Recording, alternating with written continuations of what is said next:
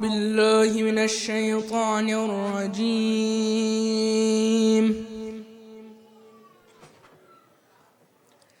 بسم الله الرحمن الرحيم.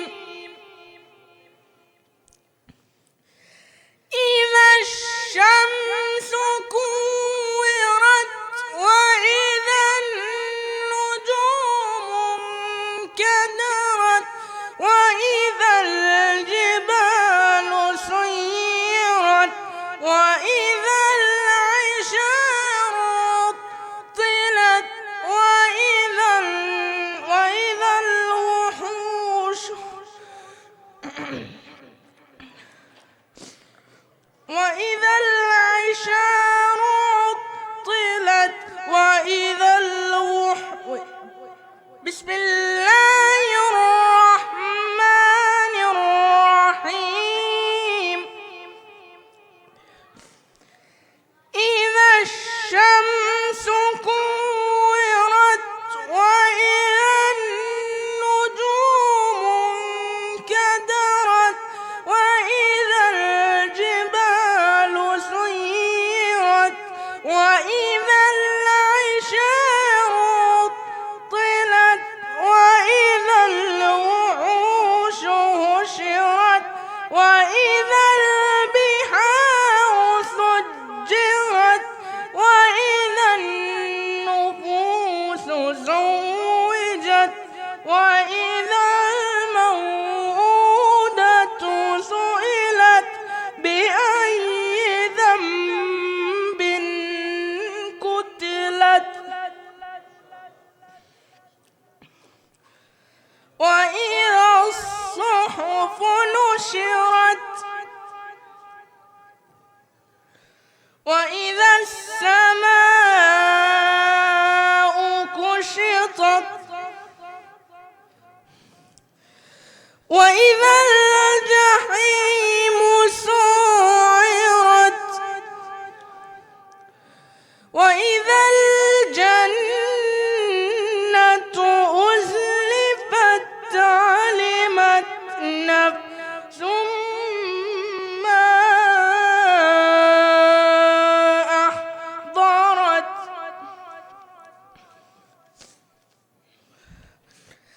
فلا أقسم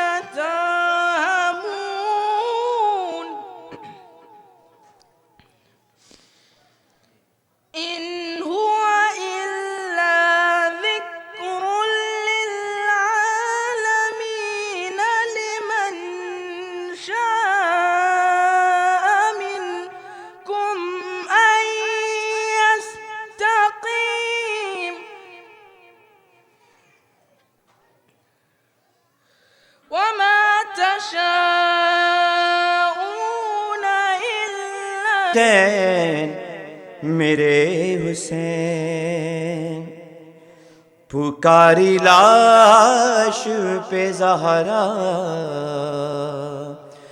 میرے حسین میرے حسین،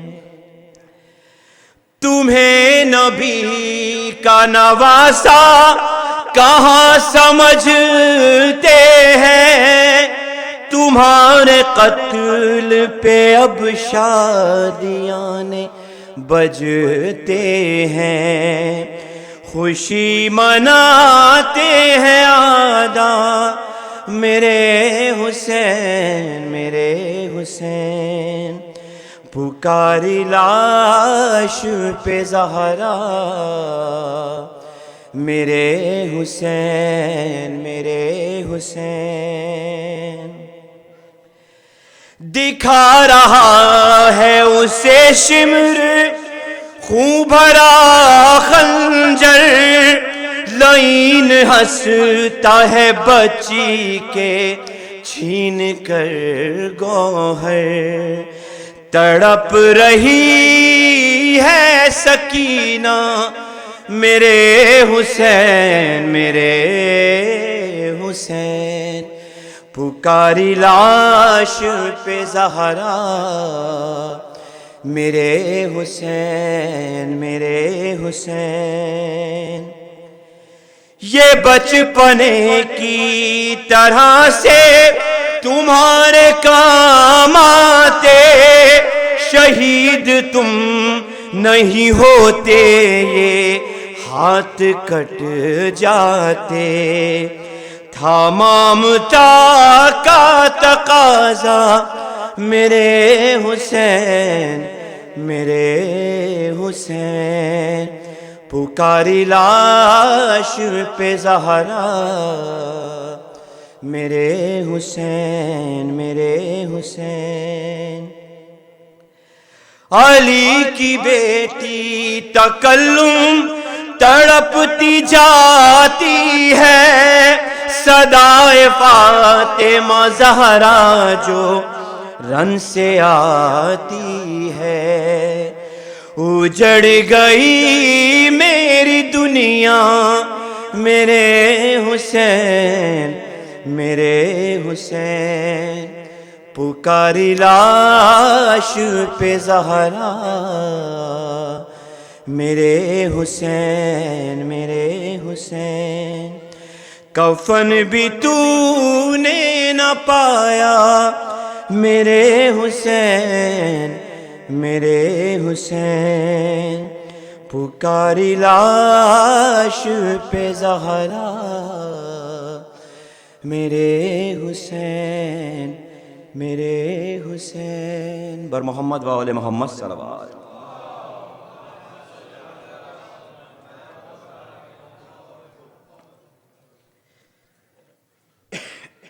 ایک اور بلند ترین صلوات۔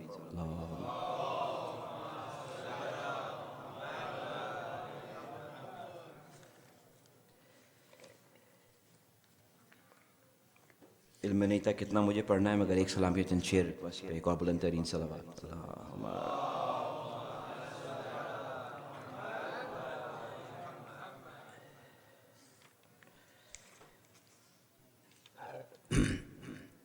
جناب علی اصغر کی شان میں چند شعر، ایک اور بلند ترین صلوات۔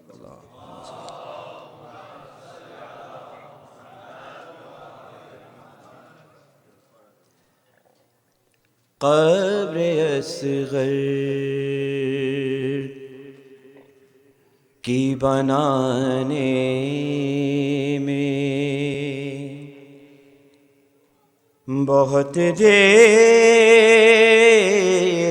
لگی، قبر اصغر کی بنانے میں بہت دیر لگی، شے کو ایک چاند چھپانے میں بہت بہت دیر لگی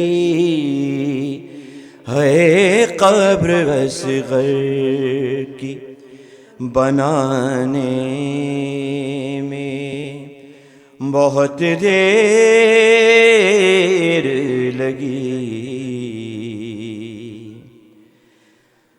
کچھ قدم دور ہے بازار سے دربار، مگر کچھ قدم دور ہے بازار سے دربار، مگر پھر بھی شہزادی کو آنے میں بہت دیر لگی ہے قبر اصغر کی بنانے میں، بہت دیر لگی. شہ نے ہر لاش کو جلدی سے اٹھایا، لیکن شاہ نے ہر لاش کو جلدی سے اٹھایا، لیکن لاش اکبر کی اٹھانے میں بہت دیر لگی ہے قبر اصغر کی. اس قدر پیاس سے سوکھا تھا گلوئے سرور، اس قدر پیاس سے سوکھا تھا گلوئے سرور، شمر کو تیغ چلانے میں بہت دیر لگی ہے قبر اصغر کی. کربلا جا کے تکلم نے یہی پوچھا تھا، کربلا جا کے تکلم نے یہی پوچھا تھا، مجھ کو سرکار بلانے میں بہت دیر لگی ہے قبر اصغر کی بنانے میں، بہت دیر لگی قبر اصغر کی. بر محمد و آل محمد صلوات.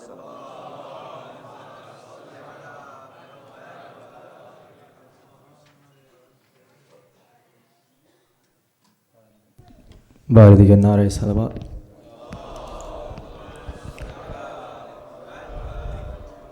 Jazakallah Hasan bhai. I would like to request everyone in the hall to please move up a little bit. There's so much gap between you guys, to just please come closer to the member. That way, if people are coming in later, they have easier access to the hall. Feel free to, sit closer together. This is a majlis.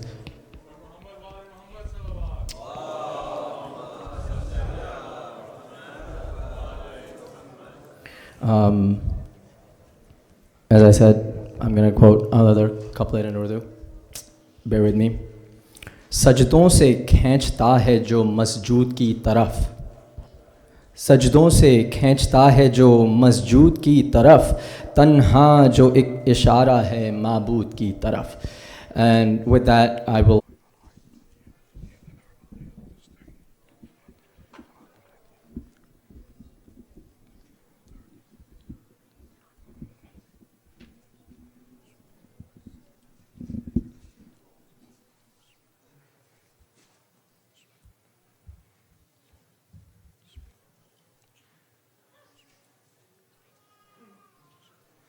ما شاء الله لا حول ولا قوة إلا بالله العلي العظيم. حسبنا الله ونعم الوكيل، نعم المولى ونعم النصير. ربي اشرح لي صدري ويسر لي أمري واحلل عقدة من لساني يفقه قولي. أعوذ بالله من الشيطان اللعين الرجيم. بسم الله الرحمن الرحيم. الحمد لله الذي الحمد لله.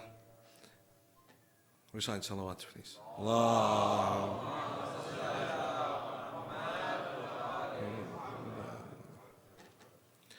الحمد لله جعل الحمد مفتاحا لذكره وسببا للمزيد من فضله ودليلا على آلائه وعظمته، ثم الصلاة والسلام وتحية والإكرام على النبي الأمي المكي المدني الهاشمي الذي سمي في السماوات بأحمد وفي الأراضين بأبي القاسم محمد.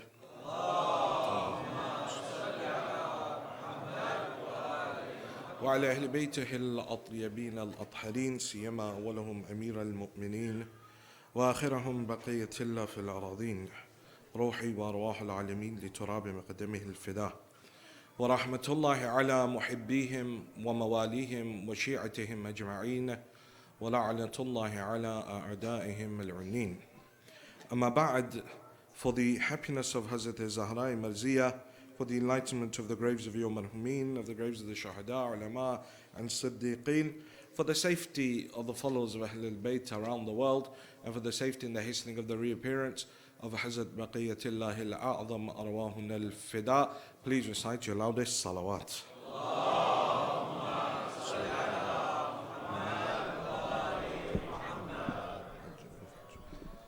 Another loud salawat. Thank you. All praise due to Allah subhanahu wa ta'ala, the one who is Rahman. And we've been saying that each and every one of us, in order to be able to understand about Abdullah as is his right to be understood, we need to move away from just ticking the box every Muharram, but rather keeping that fire alive within our hearts throughout the whole year, and enable us to feel the same passion that we feel in the first 10 nights throughout the whole year. And when we do that, then we moved away from culture, or the culture of majalis, or the cultural majalis, and have begun to understand the true message of Sayyidul Shuhada. Because his message is the one of liqa Allah. It is the one of meeting Allah subhanahu wa ta'ala, to be in proximity to Allah subhanahu wa ta'ala. That's what Karbala is about. But if year in, year out, I listen to the majalis, I listen to the nawha, I listen to the madhiya, I listen to all of these things, and I don't change, then I've wasted my time. I've just fed my ego, fed my pride. I hold majalis in my home. I welcome the azadar of Sayyidul Shuhada into my home. But if my homes are devoid of all that about Abdullah taught, then what imam, what azar, what majlis? Because the purpose of Karbala was reformation, was change. And it just requires just one moment of ikhlas, 1 second of sincerity at the door of Abu Abdullah that takes you from hell to the heights of heaven. From the depths of hell to the heights of heaven. Look at someone like Zuhair ibn Qayn. Zuhair is someone who is not even a Shia. He fought against Amir al-Mu'mineen in Siffin. He's in the army of Muawiyah.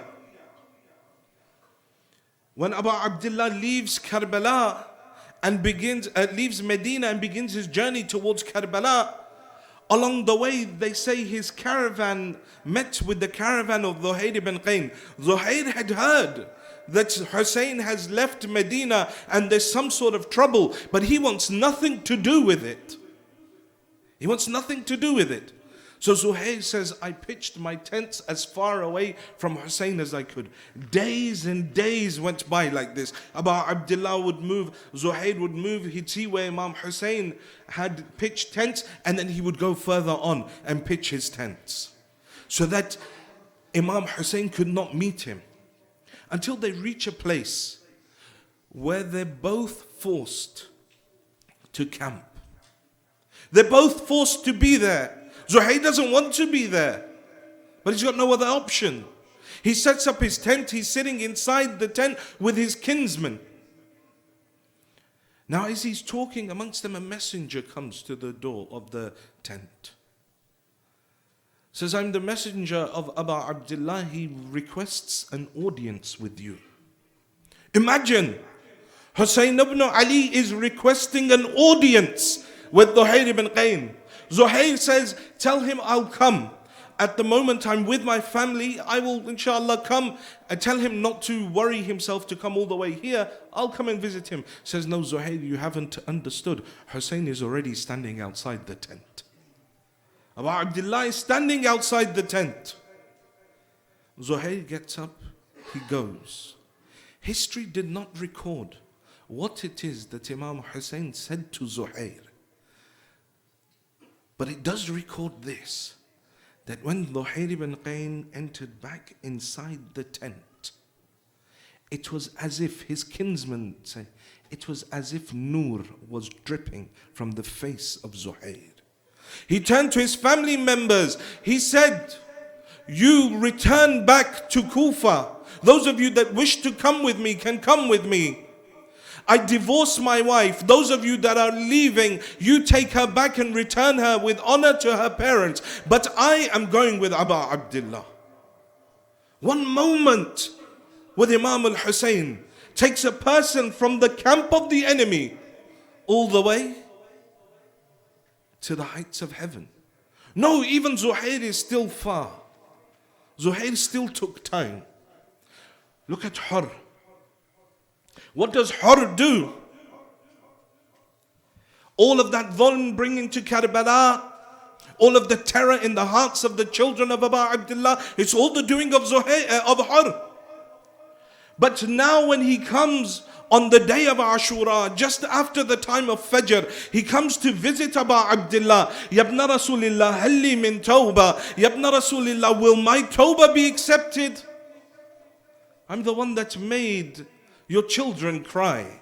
I'm the one that brought tears and fear into the hearts of the daughters of Ali and Batul. Is my tawbah, will my tawbah be accepted?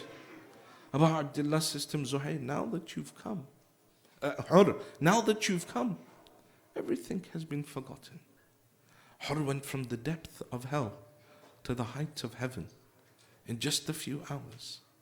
No, even that is too long. Hussein is that Kareem Imam. That's when his Abbas has been killed, his Akbar has been killed, his Qasim lies on the ground, his Burair, his Zuhair, his Habib, all of them dead. Last time he calls out, Hal min nasirin yansurana. His Ali Asghar has already been killed. The last time he calls out, Hal min nasirin yansurana. Two brothers that are in the army of Yazid turn to each other, Umm al-Hutuf and his brother. Say, what have we done? What have we done? Let's go and ask Hussein for forgiveness. They turn and leave the army of Yazid. They come towards Abu Abdullah, Yabna Rasulillah.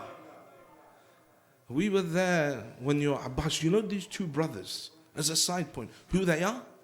They were in the army of Amir al-Mu'mineen in Siffin. After the arbitration of Siffin, and when the Khawarij broke away from Amir al-Mu'mineen, they were part of those 12 or 13,000 Khawarij that broke from Amir al-Mu'mineen. They were the ones who fought against Ali in Nahrawan. You know, the most bloodiest battle of the life of Amir al-Mu'mineen is the one of Nahrawan, where he himself in Nahj al-Balagha says that I went into the heart of the fitna and I ripped out its eye. From tens of thousands of individuals that stood against him in Nahrawan, only a handful were remaining. Only a handful remained. 10, 12. Of those 10, 12, these two are in Karbala and coming. Now you understand what Ali meant when he said to Malik al-Ashtar that Malik, my killing and your killing are two different things. See, Malik, when you kill, you just kill that who is in front of you. He's an enemy, you kill him. But I, Ali, look into the lineage of that person. And if there is only one mu'min amongst them, I spare his life. These Abu al-Hutuf and his brother, they're the ones that fought against Amir al-Mu'mineen. They're the survivors of Nahrawan. Asr Ashur, just before the time of Asr, they're coming to Abu Abdullah, Yabna Rasulillah. We killed your Ali Akbar.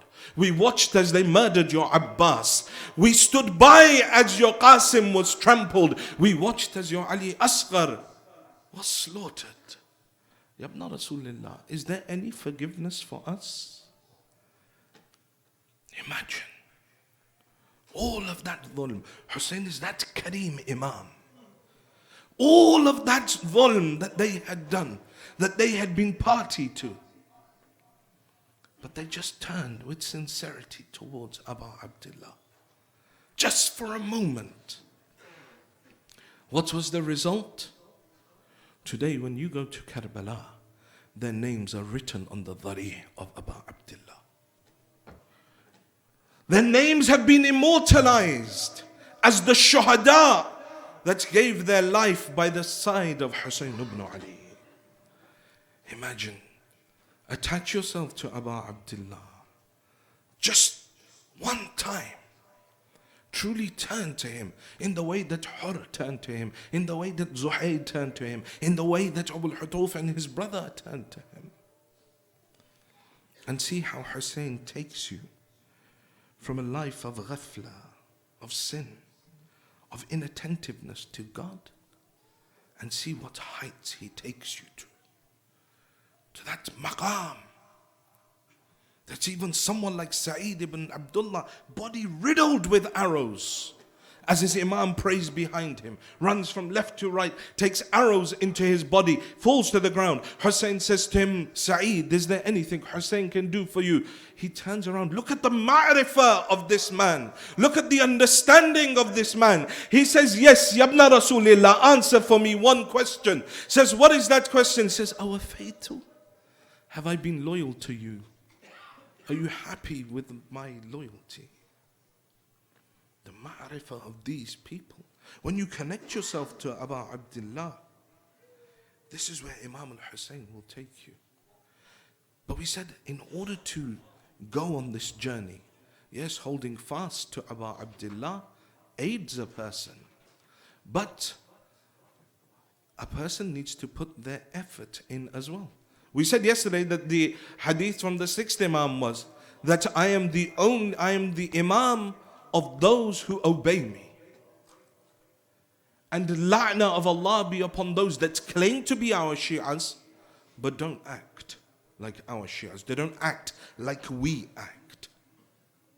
So we need to put some effort in. And so we've been looking at the narrations from Imam al-Sajjad, salawatullah wa salamu alayhi.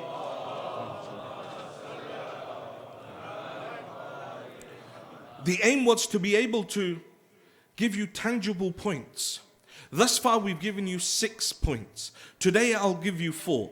There'll be 10 points in total that you will have gained in these 3 lectures that will aid you on your journey towards Allah subhanahu wa ta'ala.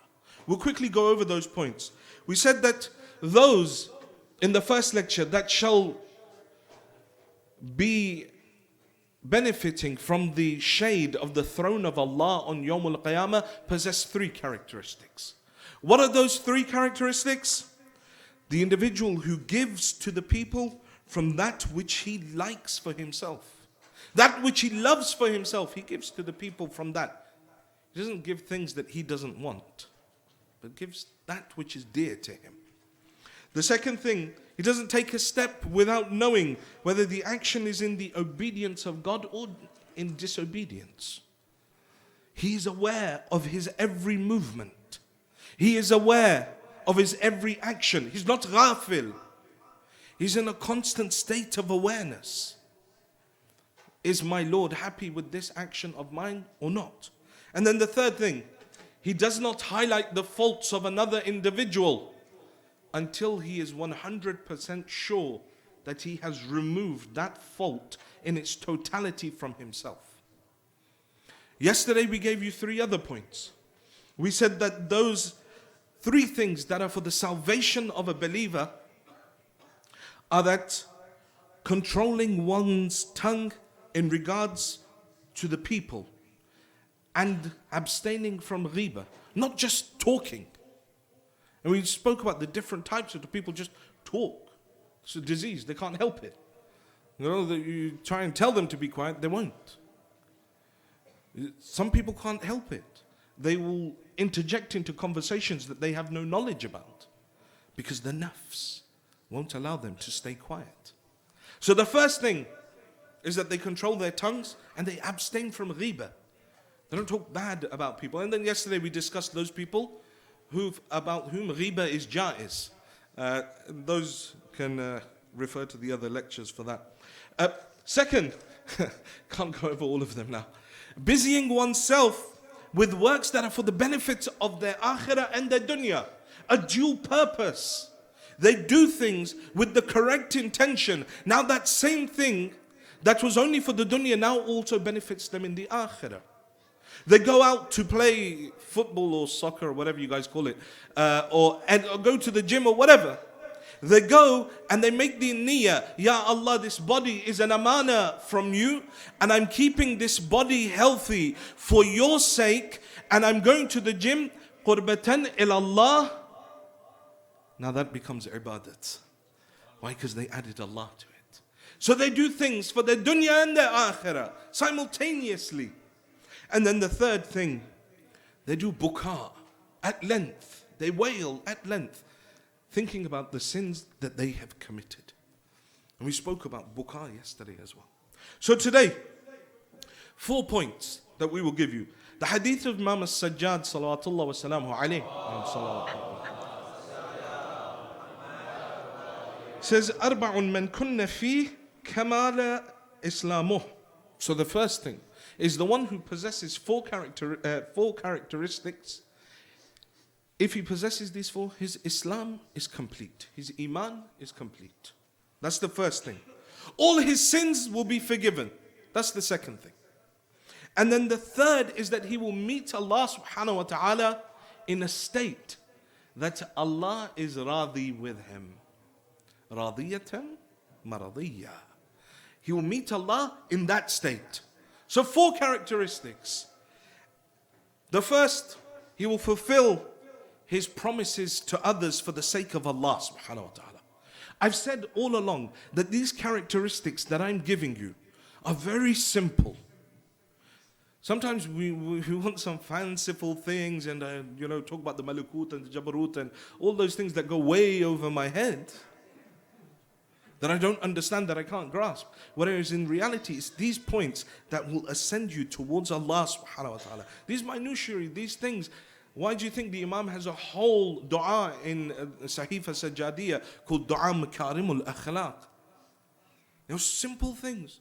Ya Allah, don't raise me in front of the people darajatan illa hatattani anda nafsi mithlaha, without lowering its equivalent within me, without humbling me within myself. The simple things like this that change a person's life.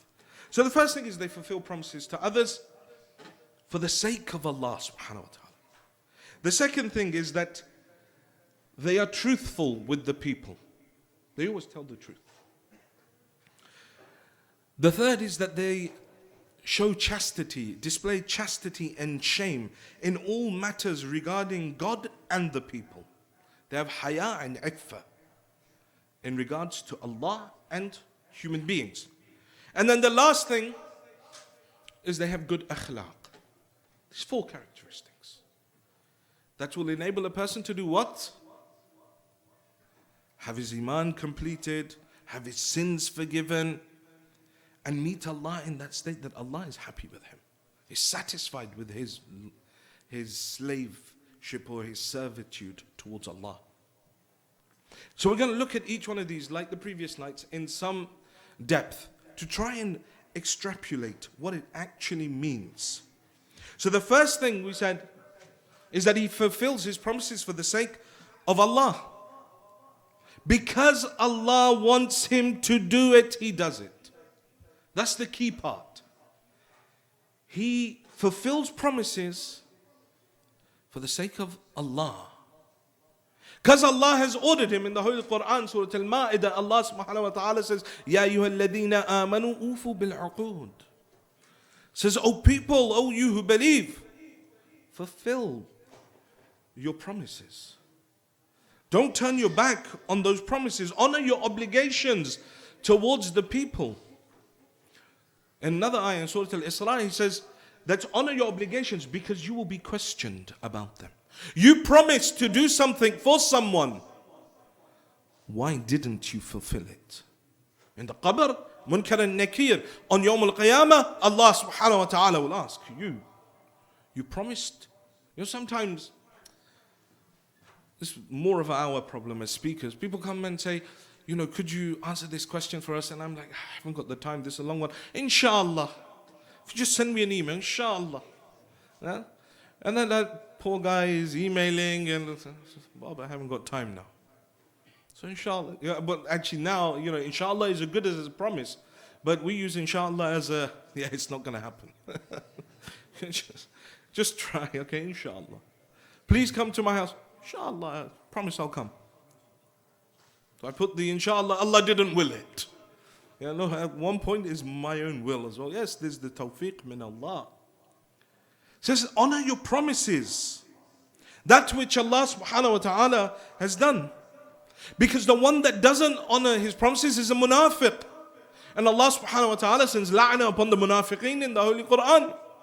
The hadith from Rasulullah sallallahu alayhi wa alihi wa sallam.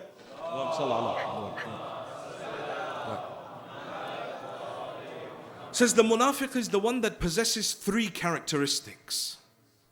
Three characteristics. The first, when he is entrusted with something,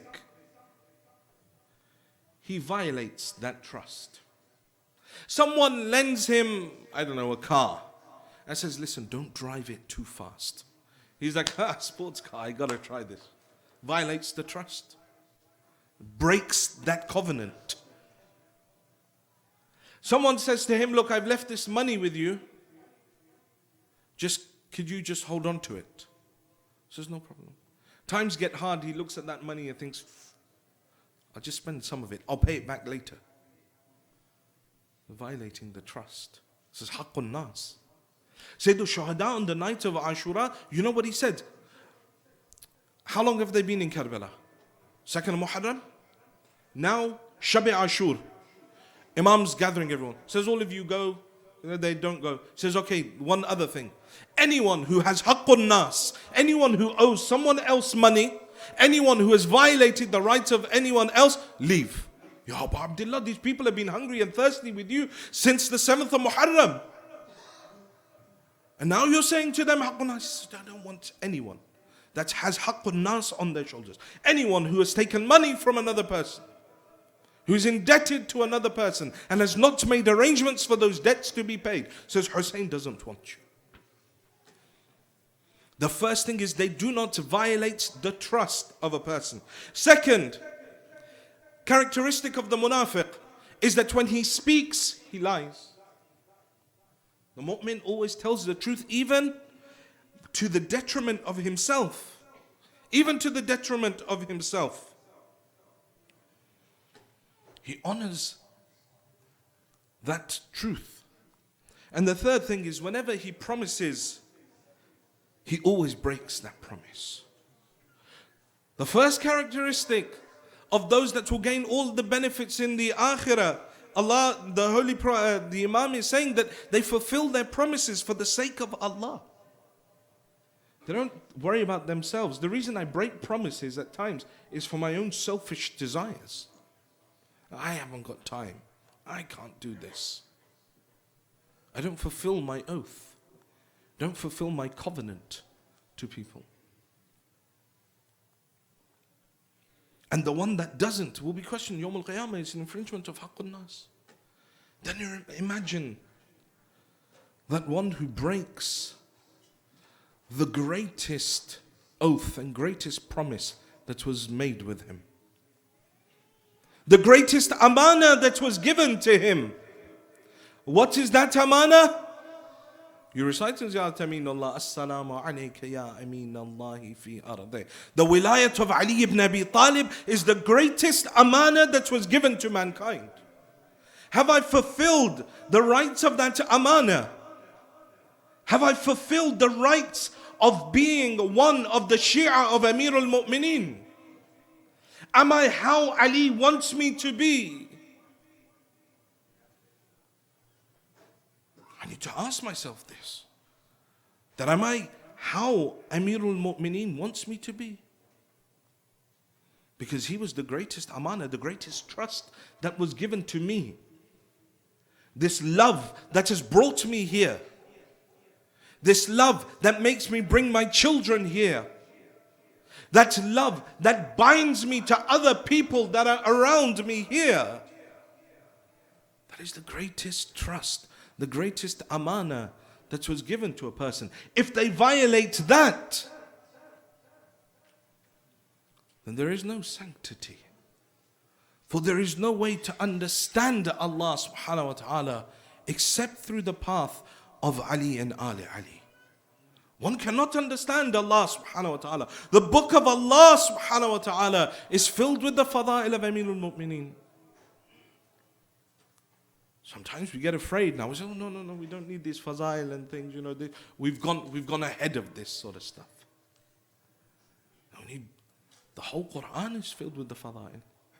Muawiyah had the same doubts as well, incidentally. They say that one day Muawiyah, he came to Medina, and they were saying to him, inshallah, to just wake a few people up. We'll go through this, because some of you looking very mortified right now. So it says Muawiyah, he comes to Medina one day, and they said to him, Muawiyah, look, we have a problem. He says, what is it? He says, Ibn Abbas, he's doing the tafsir of the Quran. He says, who better than Ibn Abbas? He's from the family of Wahi. He's from the family of the Prophet. Who better than Ibn Abbas to do tafsir of the Quran? He says, no, Muawiyah, you don't understand. He pretends to do the tafsir of the Quran, but in reality, he's reciting the fada'il of Ali ibn Abi Talib. Muawiyah says, Ali ibn Abi Talib? It's unacceptable. He goes, I'm going to go and disrupt the gathering of Ibn Abbas. So he goes to the gathering where Ibn Abbas is speaking, and with such fervor he's speaking that Muawiyah can't interrupt. At the end of it, he stands up, says, Ibn Abbas, what was this? Says, Muawiyah, tafsir of the Quran. Says, Ibn Abbas, was this tafsir of the Quran, or were you reciting the fada'il of Ali ibn Abi Talib? He says to Muawiyah, you tell me, where is there not the fada'il of Ali in the Quran? Muawiyah says, what do you mean? What do you mean? He turns to him, he says, okay Muawiyah, you tell me. I'll recite the ayat, and you tell me. He says, إِنَّمَا أَنْتَ مُنذِرٌ وَلِكُلِّ قَوْمٍ هَادٍ. Says, we sent you as a warner, and to every nation we sent a guide. Muawiyah, what do you say about this ayah? He says, yes, I accept. This ayah was revealed about Ali ibn Abi Talib. I heard the Holy Prophet say that Ali is the guide of this nation and I am its warner. But Ibn Abbas, why did you select this ayah? Select another ayah. The Quran is so large, there's so many ayat, select another ayah. Why do you need to choose this one? Says to him, okay, Muawiyah, tell me. إِنَّمَا وَلِيَّكُمُ اللَّهُ وَالرَّسُولُ. The ayah of wilayah. Says, who was this revealed for? Says, okay, I accept. This ayah was revealed for Ali ibn Abi Talib when he was in the state of ruku, he gave his ring. But Ibn Abbas, why did you select this ayah? Select another ayah. Says, okay, Muawiyah, tell me. كَفَى بِاللَّهِ الشَّهِيدَ بَيْنِي وَبَيْنَكُمْ وَمَنْ عِنْدَهُ عِلْمَ الْكِتَابِ. Says, what do you say about this ayah? Says, yes, I accept. I heard the Holy Prophet say that Ali is the one that possesses all the knowledge of the kitab. But Ibn Abbas, why did you select this ayah? Select another ayah. He says, Muawiyah, okay, tell me. إِنَّمَا يُرِيدُ اللَّهُ لِيُذْهِبَ عَنْكُمْ إِنَّمَا يُرِيدُ اللَّهُ لِيُذْهِبَ عَنْكُمْ أَهْلَ الْبَيْتِ. Says, tell me, what do you say about this ayah? Says to him, yes, this ayah was about the taharat of Ali ibn Abi Talib. But why did you select this ayah? Select another ayah. The whole Quran is there. Says to him, okay, tell me, Muawiyah, عَمَّا يَتَسَاءَلُونَ عَنِ النَّبَإِ الْعَظِيمِ. You tell me, what do you say about this ayah? He says, yes, I heard the Holy Prophet say that Ali is that good news that everyone will be asked about. But Ibn Abbas, why did you select this ayah? Select another ayah. He says, okay, tell me, Muawiyah, وَاعْتَصِمُوا بِحَبْلِ اللَّهِ جَمِيعًا وَلَا تَفَرَّقُوا. And hold fast to the rope of Allah. He says, yes, I heard the Holy Prophet say that Ali is the rope of Allah. But why do you select this ayah? Select another ayah. He says, okay, Muawiyah, tell me. قُلْ تَعَالَوْ نَدْعُوا أَبْنَاءَنَا وَأَبْنَاءَكُمْ. He says, yes, this is the ayah of Mubahila, where Ali was called the nafs of the Prophet. But why do you select this ayah? Select another ayah. He says, okay, Muawiyah, tell me. يَا أَيُّهَا الرَّسُولُ بَلِّغْ مَا أُنزِلَ إِلَيْكَ. Oh Prophet, reveal what we have revealed to you. He says, yes, this was the ayah where Allah ordered the Holy Prophet to reveal upon the people the announcement of the wilayat of Ali ibn Abi Talib. But why do you select this ayah? Select another ayah. He says, okay, Muawiyah, tell me. الْيَوْمَ أَكْمَلْتُ لَكُمْ دِينَكُمْ وَأَتْمَمْتُ عَلَيْكُمْ نِعْمَتِي. What do you say about this ayah? He says, yes, this was the ayah that was revealed upon the completion of the deen. It only happened when the wilayat of Ali was announced. But why do you select this ayah? Select another ayah. He says, okay, Muawiyah, tell me. سَأَلَ سَائِلٌ بِعَذَابٍ وَاقِعٍ. And when the questioner comes and asks about the imminent punishment, he says, yes, I accept. This ayah was revealed about the person that came on the day of Ghadir to the Holy Prophet and said to him, if this is from you, the announcement of the wilayat of Ali, then I reject it. But if it is from Allah, then tell Allah to send His adhab upon me. As he walked away, a stone fell from the heavens and killed him. Muawiyah says, Ibn Abbas, this ayah is about the destruction of those that are the enemies of Ali ibn Abi Talib. But why do you select this ayah? There are so many other ayahs. Ibn Abbas says to him, Muawiyah, you tell me, which ayah shall I recite where there is not the fadail of Ali ibn Abi Talib? He says to him, look, Ibn Abbas, why don't you recite إِذَا زُلْزِلَتِ الْأَرْضُ زِلْزَالَهَا? Why don't you recite this? Ibn Abbas, his head lowered, he raises it, looks towards him. He says, Muawiyah, I apologize. This too is the fadail of Ali. He says, how is this the fadail of Ali? He says, don't you remember after the death of the Holy Prophet, when an earthquake struck Medina and all the inhabitants of Medina, afraid, not knowing where to go, all came running out from the house. When the earth would not stop shaking, they ran to the door of Ali. When he opened the door, they found Ali reciting إِذَا زُلْزِلَتِ الْأَرْضُ زِلْزَالَهَا. And he began to walk out with them. He reached the open space where they were all standing. He moved into the middle of all of them.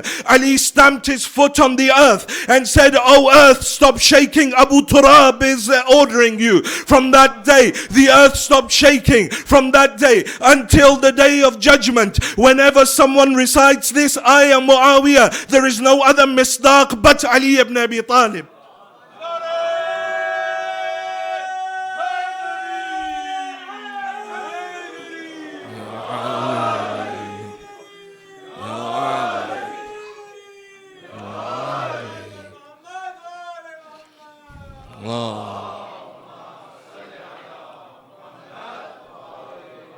Says to him, Ibn Abbas, why don't you come out and say it? As long as there is Quran, there is the fadail of Ali.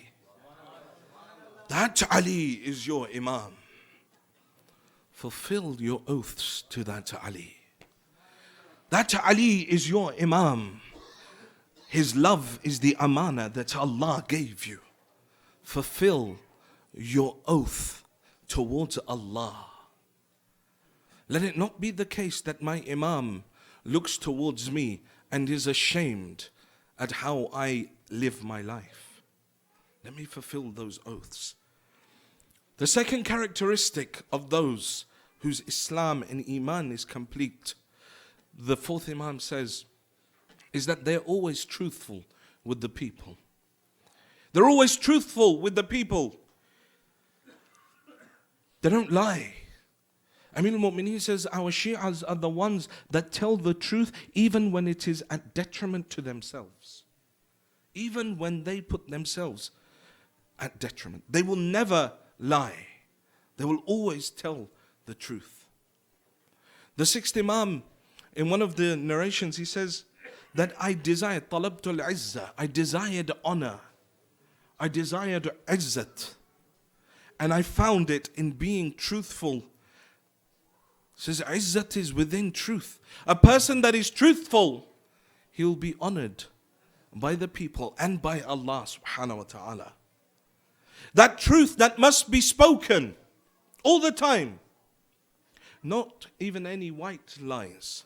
You know, sometimes we sort of have these halfway house, we're like, guess what happened? This person crashed their car. Oh, really, did he? No, not really. We do this. It's classified as a lie. Negative point. Sometimes with children, we do it. What do we say? We hide something in our and we're like, hey, come here, come here. Someone did this in front of the Holy Prophet. She was hiding something in her hand and she was saying to her child, come here, come here. And the Holy Prophet said, what's in your hand? And she says, oh, Ya Rasulullah, I've got a date. If he comes to me, I'm going to give it to him. The Holy Prophet says, good. Because had you not had anything in your hand, you would have committed two sins. The first sin was lying to the child. The second sin was to tell the child it was okay to lie. We do that all the time. We hold on to something. We're like, come here, I've got something for you. And then the child comes running and we're like, not really, nothing. I just wanted to hug you. Be truthful even with children. That all counts. It destroys my nafs, my journey towards Allah. That's why years and years go by. I pray namaz on time. I do my martyrdom. I do my azadari. Everything I do it. But I don't have any ma'rifah. When Amir al-Mu'mineen is saying the one who prays his salah 40 days in a row, hikmah will begin to flow from him. Why have I not got any hikmah? Why don't I see that which cannot be seen by normal eyes? Because there's so much more that's wrong. I'm ticking the box when it comes to physical ibadat, but I'm lying. The same tongue that is reciting the fada'il of Amir al-Mu'mineen is then going out and swearing at people. The same tongue is then used to say harsh words that hurt the heart of a believer. Remember the narration from the first day. The one that hurts the feelings of a believer, even to the extent with one word, on the day of judgment, it will be inscribed between his eyes, Asim min rahmatillah. This person is deprived of the mercy of Allah. One word. Control of the tongue. Nowadays we just make memes about people and we send them around and it's really funny and we want to take like silly photos of people while they're sleeping. Yeah? The elders probably won't get this, the youngsters will. We'll take someone falls asleep, poor guy on some sort of school trip, and then everyone wants to take a photo of this person sleeping, then send it around and belittle that person. This is genuinely haram. Belittling a mu'min, the izzah of the mu'min. Like the izzah of the mu'min is greater than the izzah of the Kaaba. Says you can destroy the Kaaba, but don't destroy the izzah of the mu'min. The izzah of the mu'min is greater. So that tongue must be used to only speak truth, to defend Ahlul Bayt alayhimus salam. Sudai Hamadani is a lady that goes to visit Muawiyah about a matter. She goes to Sham, post the death of Amir al-Mu'mineen. She goes to Sham and tries to get Muawiyah to resolve an issue. Muawiyah pays her no heed. Remember, Zalim of the time. Muawiyah pays her no heed. She turns around and recites two couplets of poetry in front of Muawiyah. Says, صلى الإله على جسد تزمنه القبر فأصبح فيه عدل مدفونا. Says, praise be upon that body that was buried under the earth, and with him too justice was buried. He says, who are you talking about? He says, ذاك Ali ibn Abi Talib. I'm speaking about Ali. That after Ali was buried. With him justice was buried. Defending Ahl al-Bayt with our tongues. Defending the deen. Raising a voice for the madhaloom. This is what the tongue is there for. To help us towards Allah subhanahu wa ta'ala. To defend Ahl al-Bayt and not to attribute lies to them. Not to attribute lies to them. There are many things that we say in poetry. There are many things that we say in our marthiyas, in our latmiyas, our nohas and stuff. That are lies. That if you were to say in the state of fasting, your fast would break. Because you're attributing a lie. The Imam said this. The Imam said this. The Imam went out. We have to read the maqatil. Learn, read. They're all in English now. What is it that truly happened in Karbala? Not all of the things that we have heard from poets 100, 200 years ago. That's just put out poetic license. The reality is much different. So the second aspect is telling the truth. The third one, shame and chastity in all matters regarding Allah subhanahu wa ta'ala and the people. That a person maintains, first and foremost, the shame and the chastity of the body. The shame and the chastity of the body. That my eyes remain chaste. They don't look towards haram. My ears remain chaste. They don't look, hear haram. My tongue remains chaste. It doesn't speak haram. My body is that body that has that haya, that iffa. This doesn't apply to women only. This applies to brothers. The way I dress. Hijab is not just for women. Hijab is for the brothers. I just start going to the gym for 2 weeks and I want to wear a t-shirt that's 2 sizes too small. I want to put it out on Instagram. Everyone can see my triceps. Because I started to go to the gym. Haya and chastity and iffa also applies to men. The women get a bad rap for it. Because it's zahiri on that side. But for you, for the men, it's the same. That haya, that chastity. In fact, Imam al-Kadhim salawatullah wa salamu alayhi says our Shi'as are the ones who the pure ladies of the community bear witness to their chastity. That the pure women of the community bear witness to their chastity. That this person isn't like that. They're honorable. Says those are our Shi'as. That's how they act. Not that they take their looks and, try and utilize it for their own benefits, trying to manipulate people. But these are realities. Yawm al-Qiyamah, they say that there'll be a young man, handsome young man brought in front of people. He will have committed haram, adultery, zina, sins of the flesh. And they'll say to him, why is it that you committed this? He says, look, it's not my problem.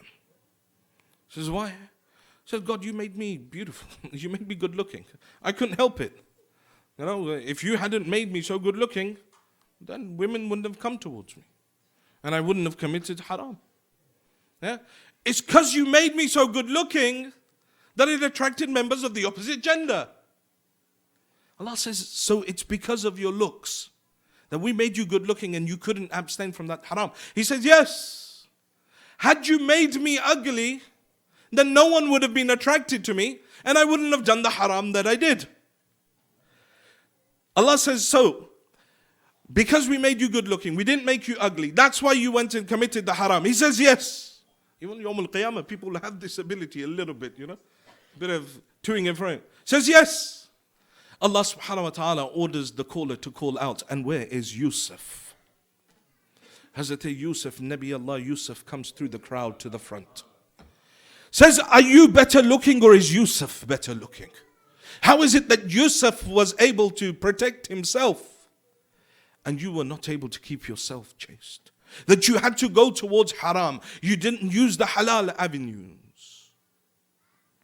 He says, people will be questioned on those looks. How is it that I utilize that? Chastity of the body. Then chastity of the soul.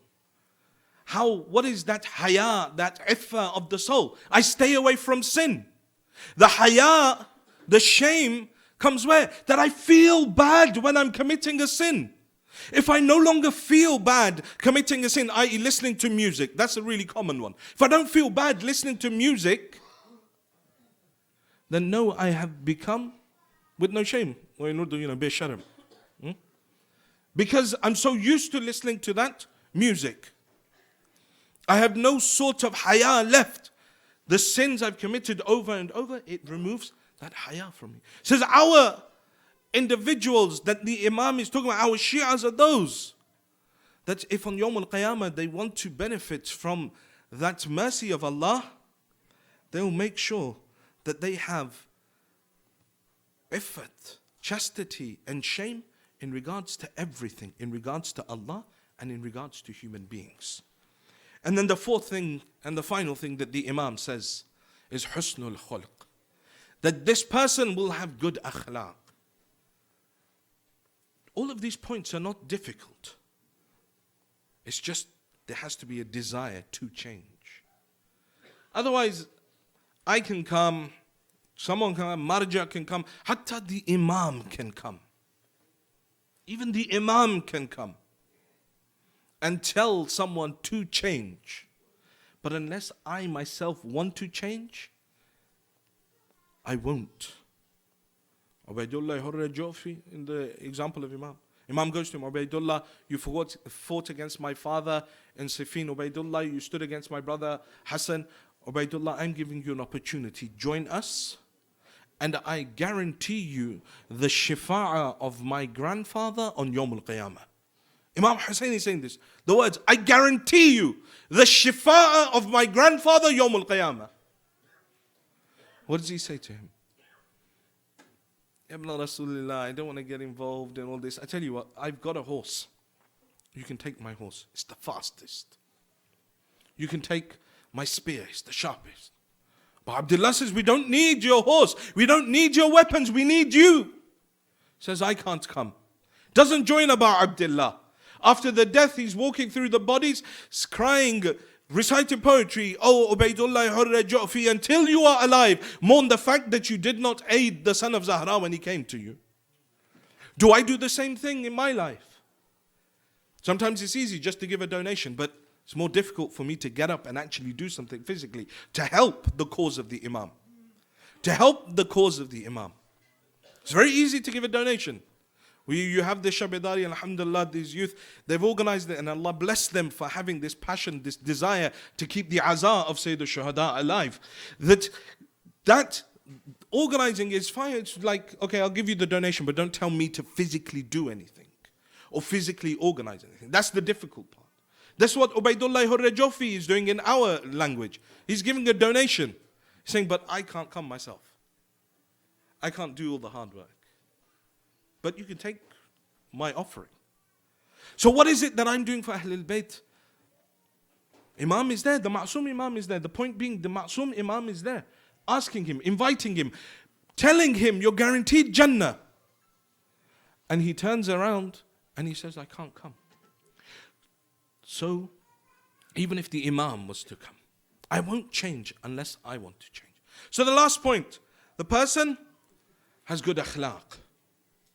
Good mannerisms, the way they speak, the way they sit. Because akhlaq, it fulfills all of these different aspects.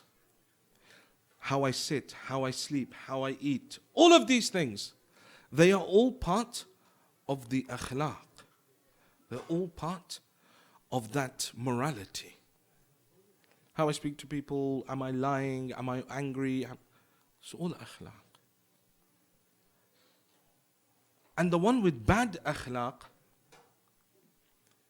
will never, no matter how many salah he's recited, no matter how many things, he will never enter into Jannah because of his akhlaq.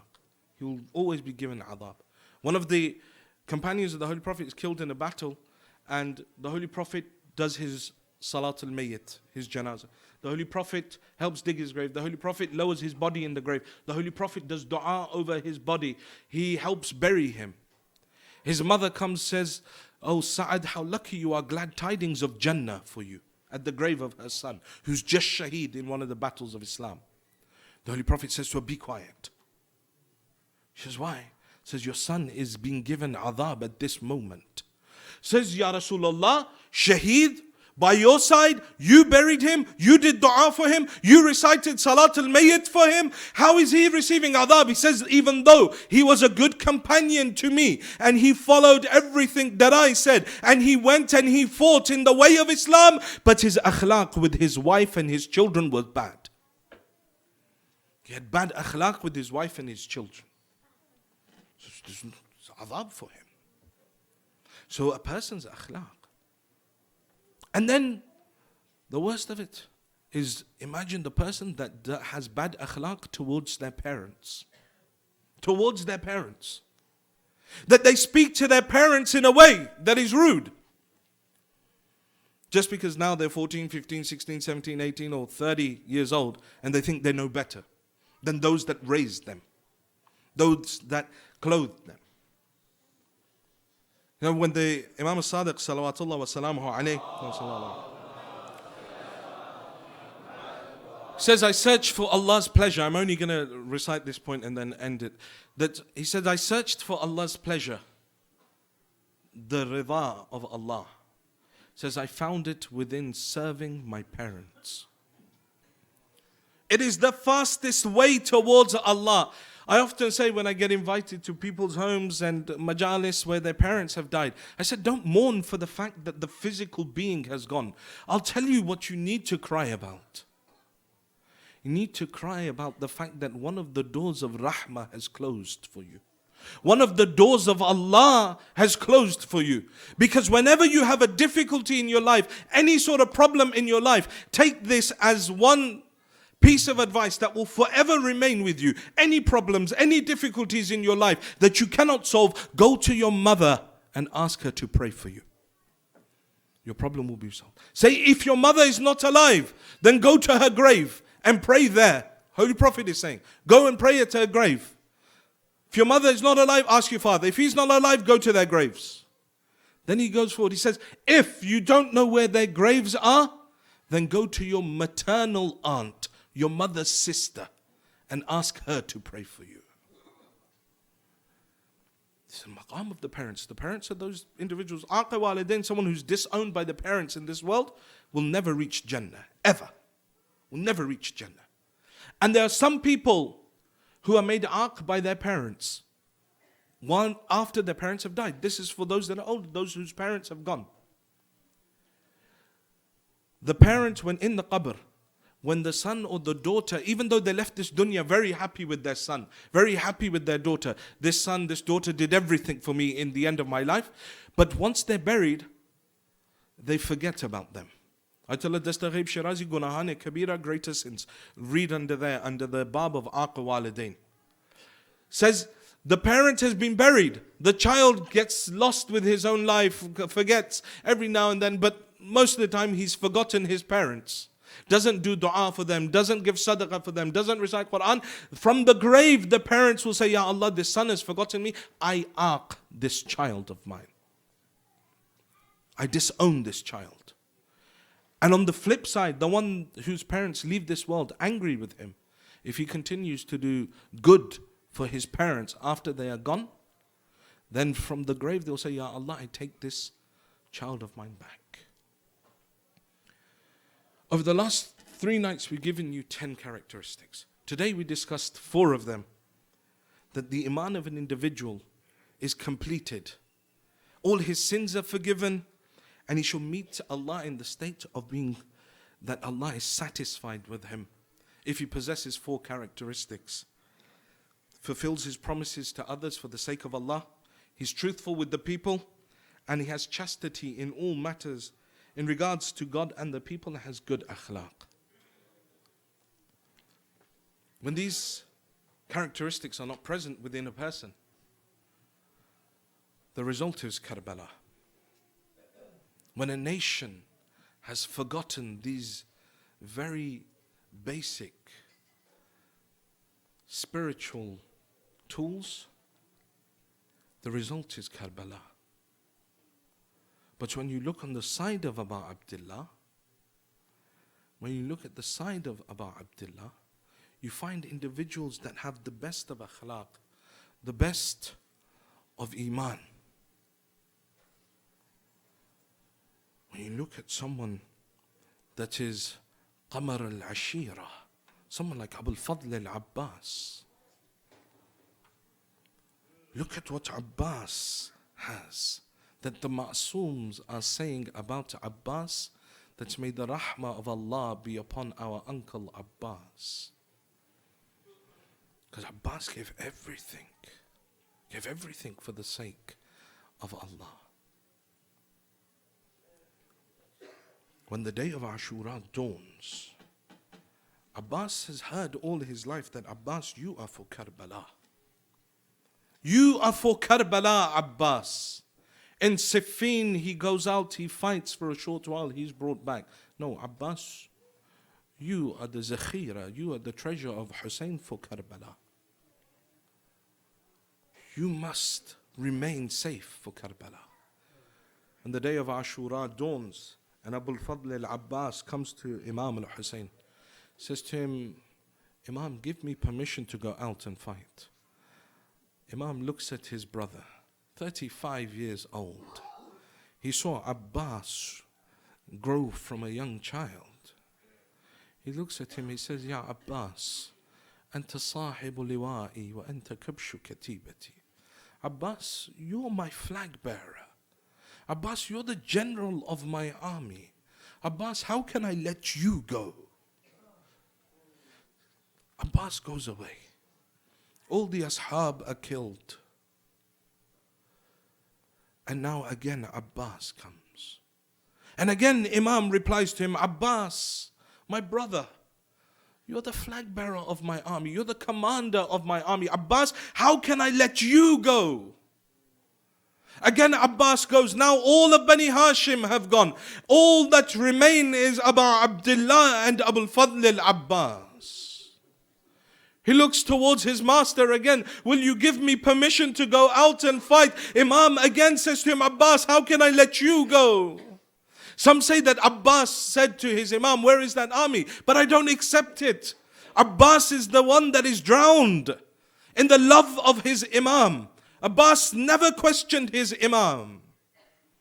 But the tears that fell from the eyes of Abbas, or maybe it was the cries of Al-Atash from the children of Abu Abdullah, that Imam al-Hussein changed his mind. He looked towards his brother, he said, Abbas, if you must go, Abbas, if you must go, then go and bring water. I'll come with you. The Maqatil say, Imam Hussein and Abbas both mounted their horses. Both of them riding towards the Furat to bring water for the children of Abu Abdullah. There is a sense of elation amongst the children of Imam al-Hussein, amongst the women, that Abbas is bringing water. Abu Abdullah and Abu al-Fadl al-Abbas go, they fight their way, reaching closer and closer towards the Furat. Umar ibn Sa'ad realizes if both brothers are together, we won't be able to stop them. He orders a contingent to drive a wedge between both brothers. One turns Abu Abdullah back towards the tent and forces him to remain, and another begins to attack Abbas. Abu al-Fadl al-Abbas continues to attack. He makes his way to the banks of the Furat. Now he disembarks from his horse. He goes into the cool waters of the Furat. They say Abbas took the water of the Furat in his hands. He intended to drink it, but he stopped. He calls to himself. He says, Ya nafs, min ba'd al-Husayn huni. Says, oh nafs, what pleasure is there left in this dunya after Abu Abdullah? Will you drink this water while your master drinks the syrup of death? Abbas throws the water back. He fills up the bag of water, he places it around his shoulders, and he mounts upon his horse. Now he begins to ride back. as he fights his way. They say as Abbas passed some date palms, one mal'oon hid behind them. As Abbas passed, he cut the right arm of Abbas. Abbas calls out, Wallah, in kata'tumu yamini, inni uhami abadan an dini. By Allah, you have cut off the right arm of Abbas, but I shall never lift my arms from defending the religion. They say Abbas held his sword in his left arm. Now he continues to fight with his left arm. Another mal'oon hiding behind a date palm cuts off the left arm of Abbas. Now Abbas, with both his arms severed, he knows that all he must do is make this water reach the camps of Abu Abdullah. Harmala fires an arrow. It pierces the bag of water. Now as the water begins to flow upon the ground, the maqtal says, فَوَقَفَ الْعَبَّاسِ. Abbas stopped his horse. As he saw the water flow, Abbas stopped his horse. At that moment, the Maqatil say, when Umar ibn Sa'ad realized that Abbas had stopped, he ordered 4,000 archers to fire their arrows at Abbas. Can you imagine 4,000 archers firing towards a single individual? They say Abbas, being struck with arrows from every side, began moving upon his horse, unable to stay. An arrow strikes the eye of Abbas. As Abbas now goes down in order to remove the arrow with his knees, one man comes from behind him with an iron bar. He strikes the head of Abbas. Abbas falls from the horse. He calls out, Ya akhi. I think to myself, I have 18 brothers, and amongst these brothers I have a brother like Abbas who would dare do anything to the daughter of Ali while her Abbas is still here. But now Abbas, now that you have come in order to ask for permission, now I know what my father said will come true. The third cry came from the tents of the ladies, Wa hijaba. The fourth cry came from the children of Abu Abdullah. That small child, that daughter of Abu Abdullah, she takes that water glass that she had in her hand, she throws it to the ground, says, Oh father, tell Uncle Abbas to come back. I won't ask for water again. They say when Abu Abdullah heard the cry of Abbas, Zainab was watching the battle of Abbas through the face of Imam al-Hussein. When Abbas cried out, Ya akhi adrik akhak, oh brother, come to the aid of your brother, they say the color drained from the face of Abu Abdullah. Zainab said, Ya Abu Abdullah, is Abbas okay? Ya Hussein, what state do I find you in? He turns towards her and says, Zainab, they've killed my brother. Abu Abdullah comes to the body of Abu al-Fadl al-Abbas. They say that the soul of his brother had left his body by the time Hussein reached Abbas. Abu Abdullah stood over the body of his brother. They say he began to cry.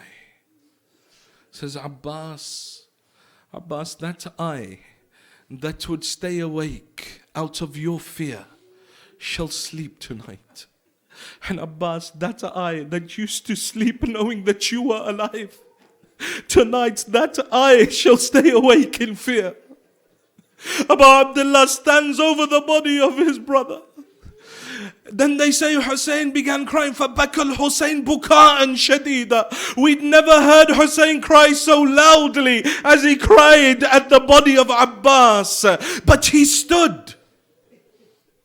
Say, why is it Hussein stood on the body of Abbas? With all the other shuhada, he sat down. He laid on the ground with his Ali. He sat down with Qasim. He sat by the bodies of Aoun and Muhammad. But why is it that he stands by the body of Abbas? Why will he not sit by his brother Abbas? They say the reason for it is, maybe the first reason could be because the army of Umar ibn Sa'ad said that we will attack the tent, so Al-Hussein was standing there. But they say the second reason for why Abu Abdullah stood, because whenever he came out to a body, if he came to the body of his Ali Akbar, he sat down on the ground knowing that his Abbas was still alive. When he came to the body of Qasim, he sat with Qasim because he knew his Abbas was still alive. When he came to Aun and Muhammad, he knew but his Abbas was still alive. But now he stands by the body of his Abbas. He knows he can't sit down. There's no one to protect the tents. He returns back. So why is it Hussein didn't bring the body of Abbas? So maybe because the army began attacking, Hussein couldn't bring the body of his brother. The last Masa'ib, for those that haven't cried, those that have hajat, those that have difficulties in their life. Abbas is Babul Hawa'ij. Says, why is it Hussein left the body of his beloved brother by the banks of the Furat? Says the first reason is that maybe because the army was attacking the tents, Hussein had to rush back to defend. The second reason they say is that Hussein himself said, Alan in qasara dhahri. That's now the back of Hussein has been broken. How could Hussein, with that lack of strength, pick up the youthful body of his brother Abbas and take them back? They say the third reason, and the most probable reason, those of you that have hajat, those of you that have difficulties in your life, the third reason for why Abbas's body was not brought back, they say when those 4,000 archers fired at the body of Abbas and Abbas fell to the ground, they all surrounded Abbas. They began to attack him from every angle. The Maqtal says, فَقَطَّعُوهُ إِرْبًا إِرْبًا. They ripped the body of Abbas to shreds. Now when Hussein wants to lift the body of his brother, if he wants to lift it from the left, the right falls away, and were he to lift it from the right, the left would fall away. ألا لعنة الله على القوم الظالمين وسيعلم الذين ظلموا أي منقلب ينقلبون إنا لله وإنا إليه راجعون. We pray to Allah subhanahu wa ta'ala for the sake of these tears for Bab al-Hawa'ij Abbas. Ya Allah, forgive our sins. Ya Allah, forgive the sins.